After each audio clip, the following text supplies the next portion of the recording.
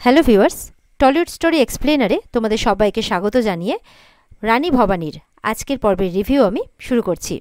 শুরুতেই দেখা যাচ্ছে ভবানী মায়ের কাছে গান গেয়ে প্রার্থনা করছে, আরতি করছে মায়ের, আর আরতি শেষে মায়ের চরণে মাথা ঠেকিয়ে প্রণাম করছে। ঠিক তখনই যেন ভবানী চোখ বন্ধ করলে ভবানীর সামনে নাটোরের যুবরাজের নাটোরের যে যুবরাজ রামকান্ত, তার সাথে তার বিয়ে হয়েছে এবং সে নাটোরের রানী হয়ে উঠেছে, আর সবাই তার জয়ধ্বনি দিচ্ছে। এমন দৃশ্য তার চোখের সামনে ভেসে ওঠে। ভবানী মনে মনে বলছে, এ কেমন দৃশ্য তুমি দেখালে আমাকে মা। ভবানী গান গাওয়া বন্ধ করলেই সাধু বাবা তাকে বলছেন, তুমি থেমে গেলে কেন মা, গাও, গান গাও। ভবানী তখন ওনাকে প্রশ্ন করছেন যে মায়ের গান গাইতে গাইতে মায়ের চরণে যখন আমি প্রণাম করছি, তখন মায়ের সামনে, আমার চোখের সামনে কিছু একটা দৃশ্য ভেসে উঠছে, এটা কি মায়ের ইচ্ছেতেই হচ্ছে? তখন সাধু বাবা বলছেন, ধরে নাও তাই, মা যা চাইছেন তাই তোমাকে দেখাচ্ছেন। তখন শিবানী জিজ্ঞাসা করছে, তোর চোখের সামনে কি এমন দৃশ্য ভেসে উঠছে রে? তখন ভবানী মনে মনে ভাবছে, এমনি তো শিবানী পেছনে লাগে, এই ব্যাপারটা নিয়ে মজা করে, তো ওর মজা আর তোমার ইচ্ছে দুটোই কেমন যেন মিলে যাচ্ছে মা। এর কারণ না আমি কিছুতেই বুঝে উঠতে পারছি না। ওইদিকে পরদিন জমিদার মশাই আত্মারাম বাবুর সাথে নাটোরের দেয়ান মশাই দয়ারাম দেখা করতে যায়। চৌধুরী মশাইয়ের সাথে উপস্থিত নায়েব মশাই সন্দেহ করেন হয়তো খাজনা বাকি পড়ে আছে, সেই কারণেই হয়তো ওনারা এসেছেন। দয়ারাম চৌধুরী মশাইয়ের চৌধুরী মশাইকে একটা পত্র দিয়ে বলছেন যে নাটোর রাজ শ্রী রামজীবক মৈত্র আপনার উদ্দেশ্যে এই পত্র পাঠিয়েছেন, আপনাকে একবার আমাদের সাথে নাটোরে যেতে হবে। দেয়ান মশাই তখন বলছেন, আপনারা যারা যারা যাবেন তারা তারা তৈরি হয়ে নিন, আমরা বাইরে অপেক্ষা করছি।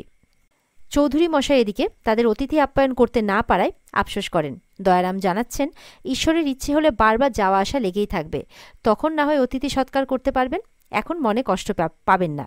এই বলে তার লোকজন নিয়ে বাইরে অপেক্ষা করতে থাকেন। সেখানে হঠাৎ করে ভবানী চলে আসে আর বাবা ঠাকুরকে জিজ্ঞাসা করছে যে ওনারা এসেছেন কেন। তার বাবা জানাচ্ছেন, সম্ভবত খাজনা নিয়ে কথা বলবে বলে এসেছে, আমাদের তো অনেক কিস্তি বাকি পড়ে আছে। ভবানী বলছেন, তা বলে রাজসভার মানুষ বলে যখন তখন তলব করবেন কেন? আমরা তো কাউকে ফাঁকি দিচ্ছি না। পুরন্দর ঠাকুর কিন্তু ভবানীকে চুপ করতে বলছেন, কারণ তার কথা শুনে যদি হিতের বিপরীত হয় সেই কারণে। এরপর পুরন্দর মশাই চৌধুরী মশাইকে তৈরি হয়ে নিতে বলেন, আর তিনি নায়েব মশাইয়ের সঙ্গে যাবেন বলে এটা জানান। এরপর আত্মারাম বাবু একটু চিন্তায় পড়ে গেলে পুরন্দর ঠাকুর জানাচ্ছেন, বেশি চিন্তা করবেন না, মা ভবানী নিশ্চয়ই রক্ষা করবেন। তাছাড়া দেওয়ান মশাইয়ের কথা শুনে তো মনে হলো না যে খাজনা নিয়ে ওনাদের কোনো কিছু একটা বক্তব্য, খুব একটা কিছু বক্তব্য আছে। এরপরে আত্মারাম বাবু বলছেন, আমি নাটোরের একজন জমিদার, এছাড়া কি নিয়েই বা তলব করতে পারে? ভবানী তখন বলছে, আমি যদি রাজা হতাম না এইভাবে তলব করতাম না, নিজে আসতাম। তার বাবা ঠাকুর তখন বলছেন যে তোমার মতো রাজা পেতে কপাল লাগে, এই বলে তাকে নিয়ে ভেতরে চলে যায়। ভেতরে যেতেই বাড়ির মহিলারা আত্মারাম বাবুকে জিজ্ঞাসা করতে শুরু করেন যে হঠাৎ নাটোর থেকে দেয়ান মশাই কেন এলেন। আত্মারাম বাবুর মা জিজ্ঞাসা করছেন, তুই ওদের জিজ্ঞাসা করলি যে তলব কেন করেছেন? তখন বাড়ির ছোট বউ বলছেন, ওনার কি জিজ্ঞাসা করার মুখ আছে নাকি? দান ধ্যান একটু কম করেন দাদা। আর এই যে আমাদের ভবানী, গরিব মানুষ দেখলে তো আবার সামলাতে পারে না নিজেকে। আত্মারাম বাবু বলছেন, তো সে তো খুব ভালো কথা।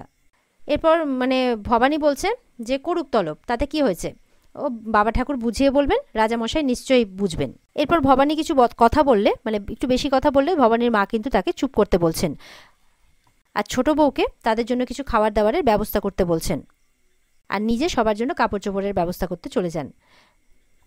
ভবানীর ঠাকুমা বলছেন বাবা ঠাকুরকে যে ভগবান তোমার মঙ্গল করুক, আমি তো জীবনে কখনো কারো ক্ষতি করিনি, ভগবান তোমারও কোনোদিনও কোনো ক্ষতি হতে দেবেন না।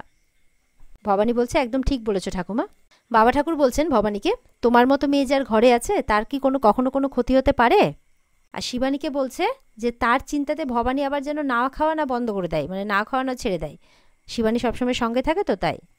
এরপরে আত্মারাম বাবু যখন চলে যান তখন ভবানী বলছেন, ঠাকুরের কাছে প্রার্থনা করছে আর কি, যে তার বাবার মান যেন না যায়। ওদিকে নাটোরের রাজসভায় সেখানে উপস্থিত হওয়া জমিদারদের, রঘুরাজা আর কি, সেখানে যে যারা উপস্থিত হয়েছেন সেই সমস্ত জমিদারদের বলছেন, ওই ভাস্কর পণ্ডিত আর ওই রঘুজি ওদের থেকে নাটোর সবসময় প্রজাদের রক্ষা করবে, কিন্তু প্রজাদেরও তো উচিত সঠিক সময়ে খাজনা প্রদান করা, আর এ তো আর চৌথ করা নয় যে অন্য রাজ্যে চলে যাচ্ছে, কারণ শূন্য রাজকোষ নিয়ে দস্যুদের বিরুদ্ধে প্রতিরোধ গড়ে তোলা অসম্ভব। দেখা যাচ্ছে এরপরেই দেয়ান মশাই সেখানে ছাতিনাথ জমিদার মশাই, পুরন্দর মশাই, নায়েব মশাইকে নিয়ে উপস্থিত হন। রাজামশাই দয়ারামকে জিজ্ঞাসা করছেন, পত্র পড়েছেন ওনারা? কি বক্তব্য ওনাদের? দয়ারাম বলছেন, আসলে আচমকা তলব করা হয়েছে তো, তাই ওনারা একটু ভয় পেয়ে গেছেন। আচার্যগুরু দয়ারামকে বলছেন যে আচ্ছা, নাটোরের মা অদৃশ্য হয়েছেন, এই সংবাদ আশা করি ওনাদের কাছে নেই? দয়ারাম বলছেন, না, আমার তেমন কিছু মনে হয়নি। রঘুরাজা রাজামশাইকে বলছেন, আমাদের উদ্দেশ্য সাধনের জন্য যে ওনাদের তলব করা হয়েছে সেটা এই মুহূর্তে তাদের না জানানোই ভালো। আগে দেখে নি যে ওই জমিদার বাবুরা কেমন মানুষ। রাজামশাই তার সাথে একমত হয়ে দয়ারামকে বলছেন সে যাতে নিজে গিয়ে অন্দরমহলে খবর দেয়, তারা যাতে নিজেরা এসে উপস্থিত হয় আর অতিথিদের ভেতরে নিয়ে আসার অনুমতি দেন। দয়ারাম সেই মতো চলে যায়। ওদিকে ভবানীর মা ভবানীকে কিন্তু চুল বেঁধে দিচ্ছে, আর ভবানী তার বাবা ঠাকুরকে নিয়েই চিন্তা করছে আর কি। তাই সে বলছে যে জমিদার মশাই বলে সবাই সম্মান করে বাবা ঠাকুরকে, এখন খাজনার জন্য তলব করেছেন, দু কথা শোনাবেন মানুষটাকে। ভবানীর মা বলছে, একটু চুপ করে বস দেখি, মেয়ে মানুষের এত ফটর ফটর করে কথা বলা উচিত নয়। ভবানী বলছে, তুমি দেখে নিও মা, তোমার এই মেয়ে মানুষটাই একদিন পুরো পৃথিবী চালাবে। আগামাথা না জেনে এই খাজনা নিয়ে জুলুমবাজি তখন চলবে না। কত করে বললাম আমাকে সাথে নিয়ে চলো, কেউ কানেই তুলল না আমার কথা। আমার সামনে বাবা ঠাকুরকে খাজনা নিয়ে কেউ একটা কথা শোনাবে, এটা কিন্তু আমার একদম ভালো লাগে না মা। লাঠির ঘা দিয়ে না সবার মাথাগুলোকে একেবারে অর্ধেক করে দিতাম। ভবানীর মা বলছে, তুই চুপ কর, তোর কথা শুনে প্রাণটা যেন বেরিয়ে যাচ্ছে। ভবানী বলছে, আমরা খাজনা দিই না মা, দস্যুরা এসে সব লুটপাট করে নিয়ে চলে যায়, কখনো ফসল নিয়ে যায়, নষ্ট করে, এতে আমরা কি করব বলো তো? রাজারা তো বুঝবে নাকি এই কষ্টটা, নয়তো কেমন করে ও প্রভু হলো? আমি শুধু ঠাকুর দেবতাকে প্রভু মানি মা, তারা যেমন আঘাত দেন তেমন আঘাত সহ্য করার ক্ষমতাও দেন, আবার আশীর্বাদও দেন। প্রভু তো তেমনই হয় মা। ভবানীর মা বলছে, মাথায় হাত দিয়ে, হায় রে আমার পোড়া কপাল, আমায় যে তুমি কেমন সন্তান দিলে মা, কথাবার্তা যে মেয়ে মানুষের মতো কেন হয় না? ভবানী, তুই মেয়ে মানুষ, ঘরের কথা বল, তোর পুতুল সংসারের কথা বল, মানে এই সব কথা বল, তুই কোন কথা নিয়ে মেতে উঠলি বলতো? তোর চুলগুলো জট পড়ে গেছে, একটুও সাজিস না, এবার আমি তোর বাবা ঠাকুরকে বলবো যে তোর বিয়ে দিতেই হবে, দাঁড়া। ভবানী মনে মনে বলছে ঠাকুরকে, আমার বিয়ের কথাটাই বারবার করে কেন ঘুরে আসছে বলো তো? ওদিকে নাটোরে আত্মারামবাবু, নায়েব মশাই, পুরন্দর ঠাকুর এনারা ধীরে ধীরে রাজপ্রাসাদে প্রবেশ করছেন। ঢোকার সময় তারা কর্মচারীদের মুখে রঘুরাজারা যে তাদেরকে খাজনা নিয়ে তলব করেছেন এমনটা শোনেন আর খুব ভয়ে ভয়ে থাকেন।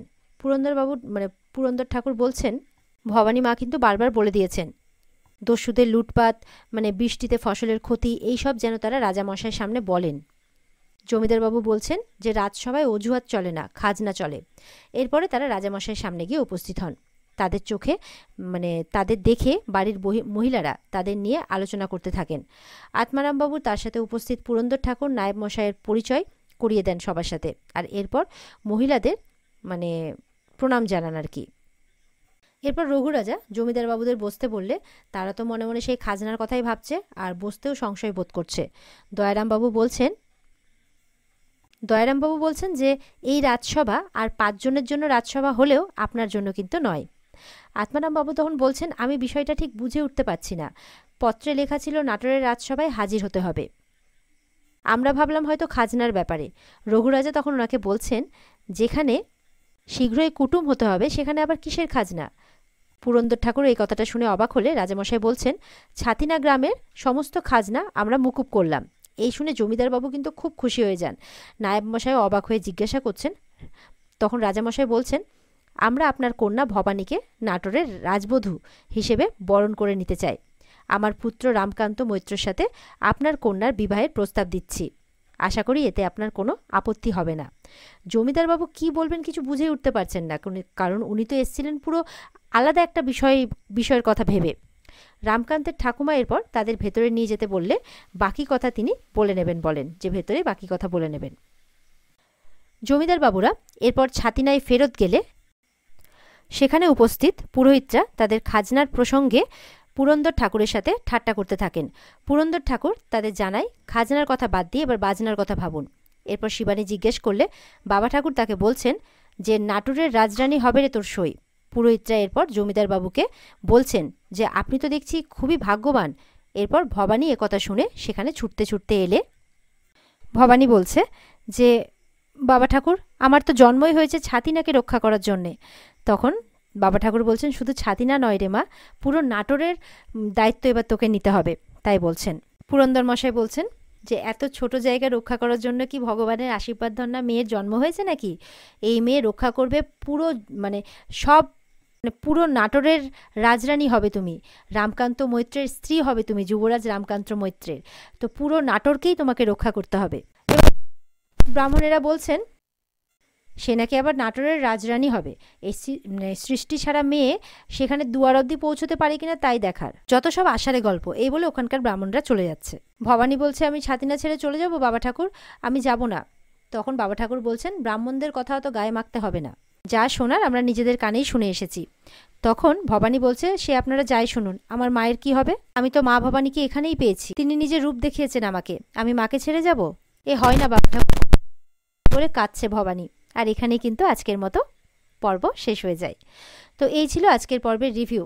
কেমন লাগলো কমেন্ট করে অবশ্যই জানাবে। দেখা হচ্ছে আগামীকালকে। সবাই ভালো থাকবে। টাটা।